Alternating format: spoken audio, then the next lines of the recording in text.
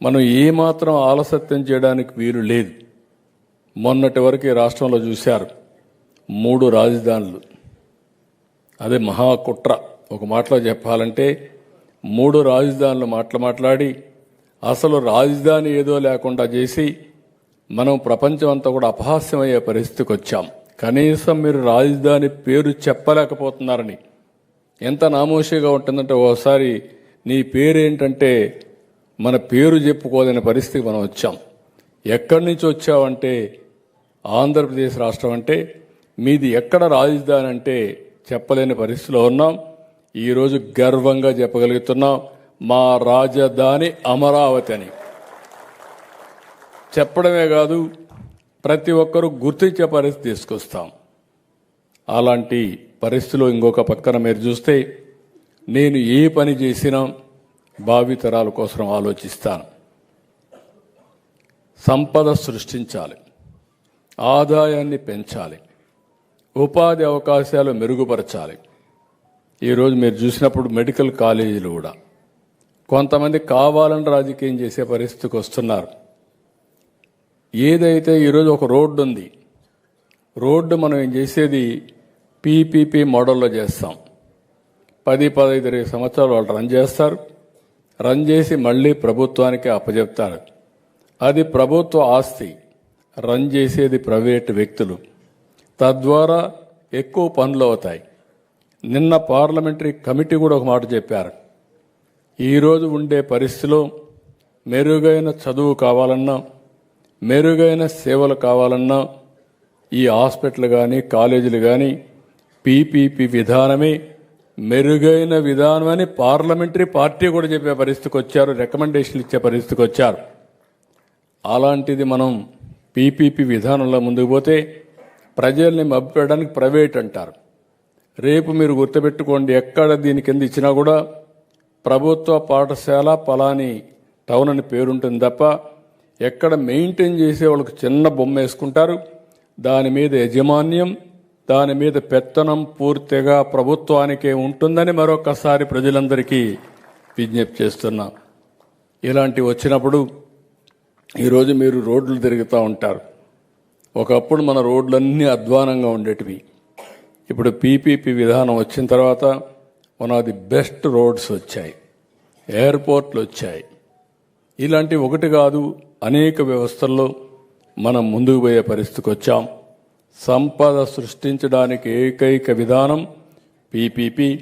దీనిపైన ఇంకొక పక్కన నేను ఆలోచించింది, వీటి వల్ల ఆదాయం పెరుగుతుంది, సంపద వస్తుంది, అదే సమయంలో ఆర్థిక వ్యత్యాసాలు పెరిగిపోతాయి. కాబట్టి P4 తీసుకొచ్చాం, పబ్లిక్ ప్రైవేట్ పీపుల్స్ పార్ట్నర్షిప్ అని. కింద నుండే కుటుంబాల్ని పైకి తేవడానికి ప్రత్యేక శ్రద్ధ, ప్రత్యేక కార్యక్రమాన్ని ఒక పద్ధతి ప్రకారం తీసుకొచ్చిన ప్రభుత్వం ఎన్డీఏ ప్రభుత్వం అని చెప్పి కూడా నేను మీకు తెలియజేసుకుంటున్నా. నిజంగా ఇంత కమిటెడ్గా ఒక ఉద్యమాన్ని మనస వాచ కర్మన దీన్ని ఎట్టి పరిస్థితుల్లోనూ కూడా ఈ ఉద్యమంను, ఈ స్ఫూర్తిని, ప్రజలు ఇక్కడ చెప్పే ఈ గళాన్ని ఖచ్చితంగా వినిపించేట్టుగా చేయాలి. రాష్ట్ర ప్రభుత్వం మెడలు వంచాలి. ఆ నిర్ణయం వెనక్కి తీసుకునేట్టుగా రాష్ట్ర ప్రభుత్వం మీద ఒత్తిడి తీసుకుని రావాలి అని చెప్పి పట్టుదలతో ఇంత గొప్ప ఉద్యమం చేసిన చరిత్ర బహుశా రాష్ట్రంలో ఎప్పుడూ కూడా జరిగి ఉండదు. నిజంగానే అందరికీ కూడా ఇక్కడ నుంచి మొదలు పెడితే గ్రామ స్థాయిలో ఉన్న ప్రతి కార్యకర్త దగ్గర వరకు కూడా ప్రతి ఒక్కరికి కూడా మనస్ఫూర్తిగా కృతజ్ఞతలు, అభినందనలు రెండు కూడా తెలియజేస్తా ఉన్నాను. దాదాపుగా 1,04,11,136 సంతకాలు ప్రతి జిల్లా నుంచి బయలుదేరిన ఈ నెంబరు, మన దగ్గరికి వచ్చిన నెంబరు, ఈరోజు గవర్నర్ గారికి మనం చూపించబోయే ఈ సంతకాలు ఆల్రెడీ బహుశా చూపించే కార్యక్రమం బహుశా మొదలై ఉంటుంది. ఆల్రెడీ బండ్లను మనం ఫ్లాగ్ ఆఫ్ చేసినాము. ఆ బండ్లన్నీ గవర్నర్ గారి ప్రెమిసెస్కు ఆల్రెడీ చేరాయి. అక్కడ గవర్నర్ గారి సిబ్బంది ఆ సంతకాలు పెట్టిన వ్యాన్స్ను అంతా కూడా వాళ్ళు చూస్తూ ఉండింటారు. బహుశా 1,04,11,136 సంతకాల 1,04,11,136 సంతకాలు చేసిన పత్రాలు. ఈరోజు నిజంగా ఇదొక ఘటం, చరిత్రలో నిలిచిపోయే ఒక ఘటం. ఈరోజు నిజంగా చంద్రబాబు నాయుడు గారు తన ఈ మధ్యకాలంలోనే నిన్ననే కలెక్టర్ల సదస్సు జరుగుతూ ఉన్నప్పుడు తన నోట్లో నుంచి వచ్చిన కొన్ని మాటలు ఆశ్చర్యం కలిగించాయి. ప్రజల్లో గ్రాఫ్ చాలా పడిపోతూ ఉంది, దానికి కారణం కలెక్టర్ల పనితీరు సరిగ్గా లేదు అని చెప్పే పరిస్థితిలో చెప్తా ఉన్నాడు. పొద్దున పేపర్ చదివితే అయ్యో అని మొత్తుకున్నట్టు. కలెక్టర్ల గ్రాఫ్ బాగాలేక కాదు స్వామి, నీ గ్రాఫ్ బాగాలేక పడిపోతా ఉంది, నీది అనేది నీకు అర్థం కావడంలా. నీ హయాంలో నువ్వు వచ్చిన తర్వాత ప్రజలకు ఏదైనా మంచి జరిగిందా అని అంటే ఒకటే మంచి జరగల. చంద్రబాబు నాయుడు గారు ఈ 18 నెలల కాలంలో, దాదాపు 18 నెలలే ఉంది, ఈ బడ్జెట్ వస్తే మూడో బడ్జెట్ ప్రవేశపెడతా ఉన్నాడు. ఈ మార్చిలో తాను ప్రవేశపెట్టబోయేది 3వ బడ్జెట్. అంటే మొత్తం 5 బడ్జెట్లు ప్రవేశపెట్టే అవకాశం ఈ ముఖ్యమంత్రికైనా ఉంటుంది. అలాంటిది 3వ బడ్జెట్ ప్రవేశపెడతా ఉన్నాడు ఈ మార్చిలో. అంటే 2 బడ్జెట్లు అయిపోయినాయి, అంటే 2 సంవత్సరాలు అయిపోయినాయి. ఈ మార్చి వచ్చేసరికి 3వ బడ్జెట్ కూడా ప్రవేశపెడతా ఉన్నాడు. ఎప్పుడైనా ఆలోచన వచ్చిందా మీకు? ప్రభుత్వం ఎందుకు హాస్పిటల్ నడుపుతుంది? ప్రభుత్వం ఎందుకు ఆర్టీసీ బస్సులు నడుపుతుంది? దశాబ్దాలుగా ఈ బుద్ధగా నేను చెప్పేది. స్వతంత్రం వచ్చినప్పటి నుంచి ఇన్ని చూస్తూ ఉన్నాం మనము. ఎన్నెన్నో రాష్ట్రాలు చూస్తూ ఉన్నాం. అన్ని రాష్ట్రాల్లో కూడా ప్రభుత్వ పని ఏమిటి అని అంటే ప్రజలకు ప్రభుత్వ పని ఏమిటి అని అంటే, ఒకవేళ ప్రభుత్వమే స్కూళ్ళు నడపకపోతే, ప్రభుత్వమే ఒకవేళ హాస్పిటల్ నడపకపోతే, ప్రభుత్వమే ఒకవేళ ఆర్టీసీ బస్సులు నడపకపోతే జరిగేదేమిటి? ప్రైవేట్ ఎక్స్‌ప్లాయిటేషన్ అన్నది దోచేసే కార్యక్రమం జరుగుతుంది. పేద మధ్యతరగతి ప్రజలు పూర్తిగా కూడా ఏది కూడా విద్య కానీ, వైద్యం కానీ, పబ్లిక్ ట్రాన్స్పోర్ట్ కానీ ఇవేవి కూడా ప్రజలకు అందుబాటులో లేకుండా పోయే పరిస్థితి ఉంటుంది. వాటికి చెక్ పెట్టడం కోసం ప్రభుత్వం ఇవన్నీ కూడా తాను ఇన్వాల్వ్ అయి తాను నడిపే కార్యక్రమం చేస్తుంది. ఇది మనకు అందరికీ కూడా కనిపించే విషయాలు. ఒకవైపున అన్ని వ్యవస్థలు, ఒకవైపున ఇక్కడ ఈరోజు చూస్తే అన్ని కుప్పకూలిపోయిన పరిస్థితులే. గవర్నమెంట్ స్కూల్ ఎందుకు నడుపుతా ఉన్నది అని చెప్పి అనుకునే ముఖ్యమంత్రి బహుశా చంద్రబాబు నాయుడు తప్ప ప్రపంచ చరిత్రలో ఎవడు ఉండడు. గవర్నమెంట్ హాస్పిటల్ ఎందుకు నడుపుతుంది అని చెప్పి అనుకునే మనిషి ఒక చంద్రబాబు నాయుడు తప్ప ప్రపంచ చరిత్రలో ఏది ఉండడు. మనం ఉన్నాం కాబట్టి ఆర్టీసీ కనీసం బతికింది. కార్మికులందరినీ గవర్నమెంట్లో విలీనం చేశాం కాబట్టి.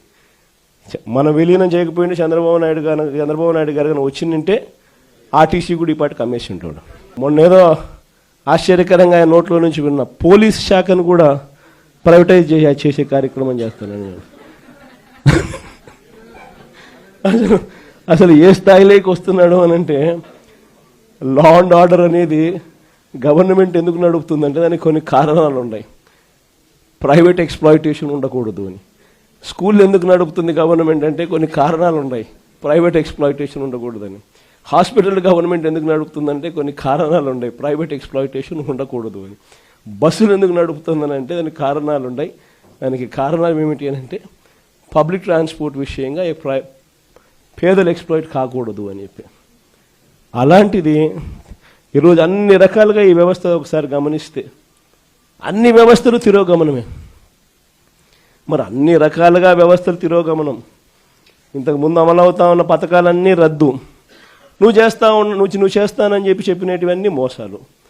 మరి ఇన్ని ఘనకార్యాలు నువ్వు చేసినప్పుడు కలెక్టర్ల సదస్సులో నువ్వు కూర్చొని మీ పనితీరు బాగలేదు కాబట్టి ఆయన ప్రభుత్వం మీద చెడ్డ పేరు వస్తుందని చెప్పి నువ్వు చెప్పడం అంటే అసలు ఇంకా వాళ్ళంతా పోయి తలకాయ బండకేసుకొని కొట్టుకోవాలి.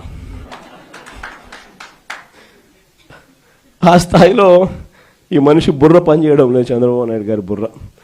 నిజంగా ఈరోజు 1,04,11,136 సంతకాలు, ఒక హిస్టరీ. నిజంగా ప్రతి సంతకము కూడా ఎక్కడా కూడా పొరపాటు జరగకూడదని, ప్రతి సంతకము సిన్సియారిటీతో ఈ నిర్ణయం వ్యతిరేకిస్తూ అక్టోబర్ 7వ తారీఖున ఉద్యమానికి మనం కార్యాచరణ చేశాం. మీ అందరికీ గుర్తుండే ఉంటుంది. అక్టోబర్ 7వ తారీఖున మొట్టమొదటి బీజం పడింది. అక్టోబర్ 9వ తారీఖున నర్సీపట్నం మెడికల్ కాలేజీని నేను సందర్శించిన. అక్టోబర్ 7వ తారీఖున ప్రజలకు ఉద్యమం గురించి కార్యాచరణ గురించి వివరిస్తూ అక్టోబర్ 9వ తారీఖున నర్సీపట్నం మెడికల్ కాలేజీని నేను సందర్శించిన. దాని తర్వాత అక్టోబర్ 10వ తారీఖు నుంచి డిసెంబర్ 10 దాకా ప్రతి గ్రామంలోనూ ప్రతి పట్టణంలోనూ వార్డుల్లోనూ రచ్చబండ కార్యక్రమాన్ని నిర్వహిస్తూ ప్రజలకు ఈ మెడికల్ కాలేజీల విషయంలో ప్రైవేటీకరణ విషయంలో ప్రజలు నష్టపోతూ ఉన్నది ఏమిటి అని చెప్పి సువివరంగా ఎక్స్ప్లెయిన్ చేస్తూ ప్రజలను ఈ సంతకాల సేకరణలో భాగస్వాములను చేస్తూ ప్రజలు ఏ రకంగా చంద్రబాబు నాయుడు తీసుకుంటా ఉన్న ఈ నిర్ణయాల వల్ల నష్టపోతారు, ప్రజలు ఎలా నష్టపోతారు అని చెప్పి సువివరంగా ప్రజలకు ఎక్స్ప్లెయిన్ చేస్తూ జరిగిన కార్యక్రమం ఇది.